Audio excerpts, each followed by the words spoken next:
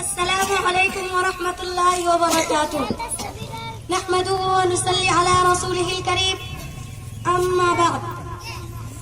ہماری آن بنتا ہے ہماری شان بنتا ہے ہماری آن بنتا ہے ہماری شان بنتا ہے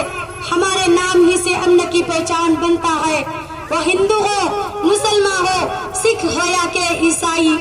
وہ ہندو ہو مسلمان ہو سکھ ہو یا کہ عیسائی لہو جب سب کا ملتا ہے تو ہندوستان بنتا ہے سب سے پہلے تو ہم آپ سب کو